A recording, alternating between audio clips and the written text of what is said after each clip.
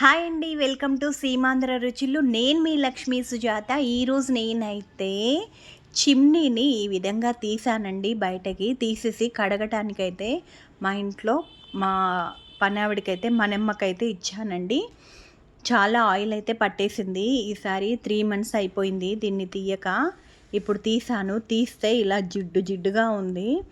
దీనినైతే మా మనమ్మ ఎలా క్లీన్ చేస్తుందో ఒక్కసారి మీరు చూసేయండి. ఫస్ట్ అయితే వీటిని ఇలా వేసేసుకొని దీని మీద సర్ఫ్ అయితే వేసుకుందండి. సర్ఫ్ మనం ఏ సర్ఫ్ వేసుకున్నా పర్వాలేదు, సర్ఫ్ని వేసుకోవాలి.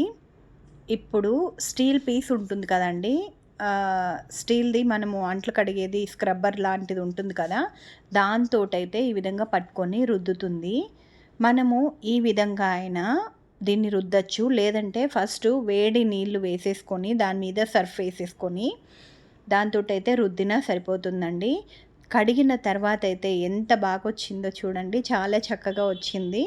ఇంకా తర్వాత నేనైతే మళ్ళీ ఇదంతా కూడా ఎలాగా ఉండిందో అలాగే మొత్తం బాగా ఫిక్స్ చేసేసి పెట్టేసుకున్నాను. అలాగే నేను చిమ్నీ దగ్గర కూడా పేపర్ అంతా తీసేసి మార్చుకుందామని చెప్పేసి ఫస్ట్ ఇదైతే రెడీ చేసి పెట్టుకున్నాను.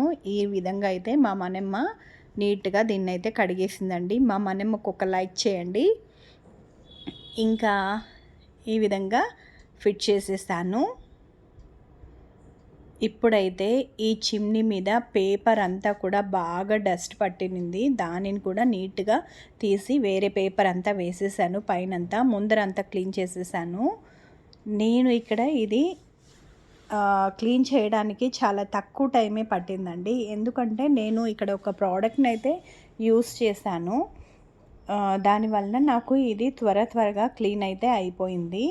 ఇంకా నేను దీన్ని స్టవ్ మీద, టైల్స్ మీద కూడా వేసి క్లీన్ చేసుకుంటాను. అది ఒక లిక్విడ్ అండి.